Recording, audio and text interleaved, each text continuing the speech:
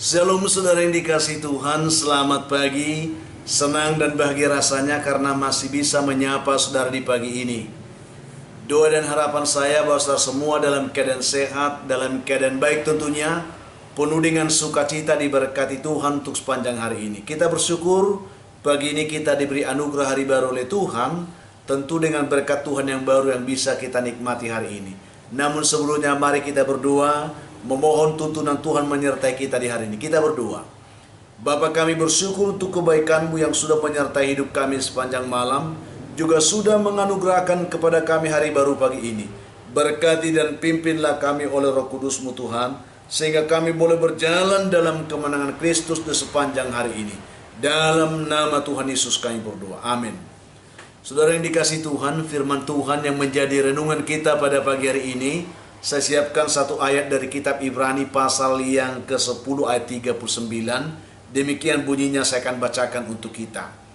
Tetapi kita bukanlah orang-orang yang mengundurkan diri dan binasa, tetapi orang-orang yang percaya dan yang beroleh hidup. Puji Tuhan saudara. Topik renungan kita pada pagi hari ini yaitu mengikut Tuhan dengan setia. Mari kita ukur dulu hari ini bagaimanakah kita dalam kesetiaan kita mengikut Tuhan. Amsal 20 ayat 6 berkata demikian saudara. Banyak orang menyebut dirinya baik hati, tetapi orang yang setia, siapakah menemukannya? Saya tidak tahu apakah kita bisa ditemukan Tuhan menjadi pribadi yang setia. Mari kita lihat kebenaran ini dalam kisah yang akan kita renungkan pada pagi ini. Pada waktu Kaisar Nero memerintah sebagai kaisar di kerajaan Roma, ada sekelompok prajurit yang dipilih secara khusus, bisa dikatakan prajurit elit, yang dipilih secara khusus untuk mendukung kaisar yang diberi nama para pembela kaisar. Mereka ini adalah orang-orang pilihan yang gagah perkasa dan yang tentunya selalu dibina bagaimana tentang supaya mereka tetap setia dan dapat membela mendukung kaisar yang berkuasa pada saat itu. Dan luar biasa saudara, pasukan ini memang terkenal dengan keperkasaannya dan apalagi dengan kesetiaan mereka dalam membela kaisar. Mereka tidak diragukan. Dalam setiap pertempuran mereka ini memiliki kemampuan di atas rata-rata dari pasukan pada umumnya. Mereka memang benar-benar orang terpilih. Tetapi saudara, pada suatu hari ada terbersit berita kepada kaisar bahwa ternyata ada banyak anggota pasukan khusus ini yang telah menjadi orang Kristen pada saat itu. Mendengar itu, kaisar pun sangat gusar hatinya dan dia langsung memerintahkan bahwa setiap pasukan yang telah menjadi Kristen, kalau tidak mau meninggalkan keyakinannya, mereka pasti akan dihukum mati. Lalu dia memberi perintah itu kepada komandan pasukan yang bernama Vespasianus. Ketika komandan ini menerima berita itu, dia sangat sedih hatinya, karena dia memang seorang pemimpin yang dekat dengan pasukannya, dengan anak buahnya. Sehingga dia berusaha untuk bagaimana supaya anak buahnya ini bisa tertolong. Dia membujuk semua anak buahnya ini supaya mereka terbuka dan mereka boleh meninggalkan keyakinan itu kalau memang itu benar ada di antara mereka. Lalu pada suatu hari saudara, Vespasianus mengumpulkan pasukannya di sebuah tanah lapang di tepi danau yang beku karena pada saat itu musim es, musim dingin. Lalu danau ini beku saudara. Lalu dia bertanya kepada pasukannya itu, siapa sajakah di antara kalian yang memang benar menjadi orang Kristen? Lalu saudaraku yang dikasihi Tuhan, ternyata saat itu juga ada 40 prajurit. Dengan gagah berani mereka maju ke depan menyatakan bahwa dirinya telah menjadi orang Kristen. Melihat jumlah yang banyak itu saudara, komandan ini Vespasianus ini merasa terkejut hatinya. Lalu dia memberi kesempatan kepada mereka supaya mereka menyangkal imannya dan mereka kembali kepada penyembahan berhala yang dianut oleh orang-orang Roma pada saat itu. tetapi tidak seorang pun di antara mereka yang mau menyangkal iman mereka kepada Kristus. Mereka adalah prajurit-prajurit yang setia, dan memang benar mereka juga adalah prajurit Kristus yang setia. Itu yang terjadi. Lalu dengan nada tegas Vespasianus berkata kepada mereka, perintah kaisar harus ditaati, sehingga setiap orang yang mengaku Kristen harus dihukum mati. Tetapi saya tidak mau ada setetes darah pun tertumpah di sini, dia katakan. Karena itu saya perintahkan kepada kalian semua untuk membuka pakaian dan berjalan ke tengah danau yang membeku itu, dan tetap berada di sana sepanjang malam. Itulah hukuman, karena dia tidak mau menumpahkan darah anggotanya ini. Jadi hukumannya, dia mau supaya anak buahnya ini, ya biarlah mereka mati kedinginan seperti itu. Lalu saudaraku, dengan bangganya ke-40 prajurit itu dengan setengah telanjang, mereka dengan gagahnya berjalan ke tengah danau itu, ke tengah danau yang membeku itu, saudaraku, sambil mereka memuji Tuhan, mengatakan, ya, 40 prajurit pejuang Kristus, dia katakan, siap meraih kemenangan, yaitu mahkota kehidupan yang telah disediakan Tuhan bagi kemuliaan namanya. Itulah nyanyian mereka pada saat itu. Mereka terus bernyanyi berjam-jam sampai tengah malam, saudara.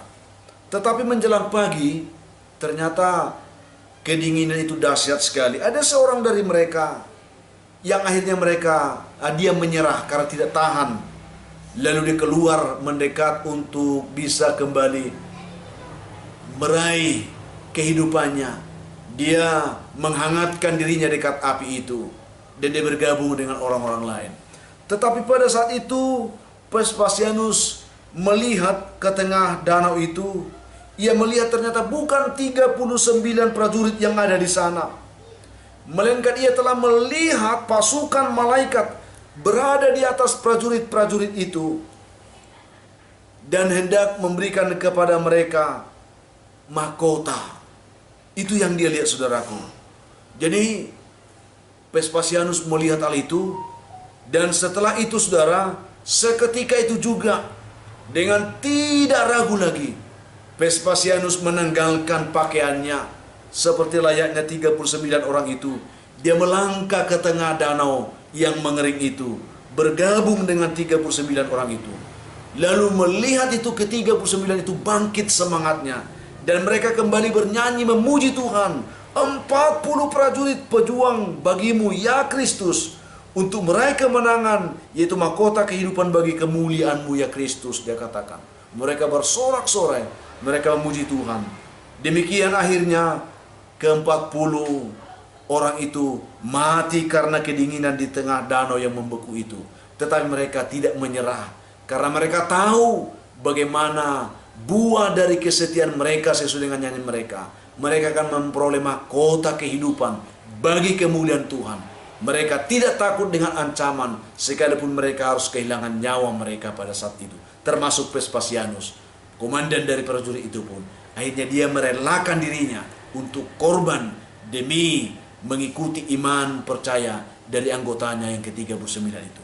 Saudara yang kasih Tuhan, hidup mengikut Tuhan itu, saudara, membutuhkan komitmen dan tekad iman yang kuat, yang tidak tergoyahkan, sehingga olehnya kita tidak mudah terombang-ambing, kita tidak mudah terbujuk rayu oleh apapun, ya, ketika kita menghadapi pergumulan, ketika kita menghadapi tawaran-tawaran dunia yang menggiurkan lewat kesenangan-kesenangan duniawi sesaat yang ditawarkan kepada kita. Jadi dibutuhkan komitmen dan tekad iman yang kuat di sini.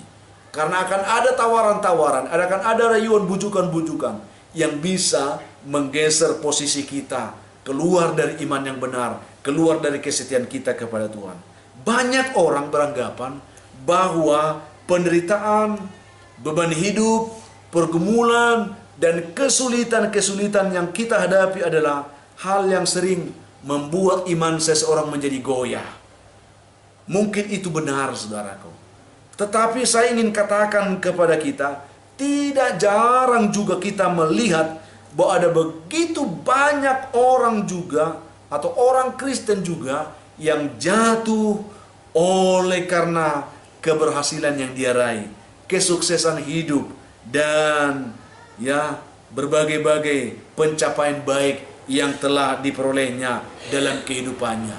Jadi tidak hanya dalam penderitaan orang jatuh dalam iman, dalam keberhasilan pun ada begitu banyak orang gagal, tidak mampu setia dalam imannya. Oleh karena itu, lewat kebenaran ini kita dituntut supaya menjadi pribadi yang memiliki prinsip. Karena firman Tuhan katakan, kita bukanlah orang-orang yang mengundurkan diri dan binasa, tetapi orang-orang yang percaya dan yang beroleh hidup. Apapun keadaannya, mari kita tetap membuktikan bahwa kita orang percaya yang beroleh hidup, bukan orang-orang yang mengundurkan diri dan binasa. Itu, saudaraku.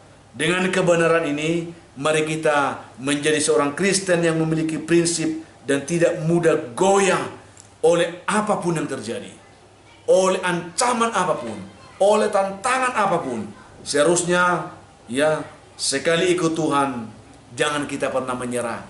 Karena di dalam Tuhan kita telah diberikan jaminan beroleh hidup yang kekal dan mahkota kehidupan menjadi bagian kita. Maka Wahyu mengatakan, setialah sampai mati, maka Tuhan akan mengaruniakan kepadamu mahkota kehidupan yang kekal. Oleh karena, saudaraku, mari mengikut Tuhan dengan setia. Mari kita buktikan itu dalam setiap kehidupan kita, sehingga kita boleh semakin menikmati indahnya hidup bersama Tuhan, meraih segala berkat kebaikan Tuhan dalam hidup kita, sekalipun harus menghadapi banyak tantangan. Tetapi Tuhan tidak akan meninggalkan kita. Tuhan akan menopang kita, menguatkan, meneguhkan, dan akhirnya memberikan kita kemenangan. Itulah yang saya bagikan pagi ini. Jadilah pribadi yang setia untuk tetap dapat menunjukkan iman kita di tengah-tengah dunia ini. Mari kita berdoa. Bapa di surga, terima kasih untuk kebaikan-Mu, kasih-Mu, dan kesetiaan-Mu yang telah menyapa kami lewat firman ini. Berkati setiap kami yang telah mendengarnya. Hamba doakan umat Tuhan yang sedang bergumul dalam kehidupannya saat ini, yang lemah Tuhan kuatkan, yang putus asa Tuhan beri harapan, yang berduka dihiburkan Tuhan, yang berbeban berat diberikan kelegaan oleh Tuhan. Hamba doakan yang dalam pergumulan sakit penyakit, Tuhan jamah, ulurkan tangan-Mu, tolong mereka, pulihkan dan sembuhkan mereka dalam nama Tuhan Yesus. Yang mencari pekerjaan, Tuhan berkati. Yang mengharapkan jodoh, diberkati Tuhan. Yang mengharapkan keturunan pun diberkati Tuhan. Hamba berdoa untuk umat-Mu yang sedang bergumul untuk kehidupan ini, Tuhan. Anak-anak kami khususnya yang sedang bergumul dalam pendidikan, yang menghadapi ujian, diberkati Tuhan. Yang berencana melanjutkan pendidikan, yang juga sedang bergumul menyelesaikan pendidikannya, biarlah mereka semua sama-sama diberkati Tuhan. Yang berulang tahun di hari ini, penuhkan sukacita mereka, ajar supaya mereka boleh bersyukur. Ada begitu banyak juga umat-Mu yang bergumul pagi ini, yang mendengarkan renungan dan doa ini. Mereka mengharapkan berkat Tuhan. Izinkan hamba berdoa memberkati mereka semua dalam nama Tuhan Yesus. Amin. Saudaraku yang dikasihi Tuhan, apapun keadaan hidup yang saudara hadapi hari ini, tetaplah semangat, saudaraku. Jadilah kuat dalam Tuhan, bersukacitalah senantiasa, dan mengucap syukur atas segala sesuatu, karena itu pasti dikehendaki Tuhan dari hidup saudara. Kalau saudara mempunyai beban, pergumulan hidup yang berat, dan saudara memang rindu didoakan, hubungi kami saudara di nomor telepon yang tertera di layar saudara. Kami siap membantu mendukung saudara dalam doa. Itu komitmen kami. Bantu juga kami untuk selalu men-share, membagikan renungan ini kepada yang lain, supaya banyak orang bisa menonton dan mereka juga boleh diberkati Tuhan. Itu harapan kami, saudara. Akhirnya saya Pendeta Linti Dongorang, Pendeta GKP Jemaat Khusus Horesan Medan, menyampaikan sampai jumpa saudaraku di kesempatan lain. Tuhan memberkati saudara hari ini. Shalom.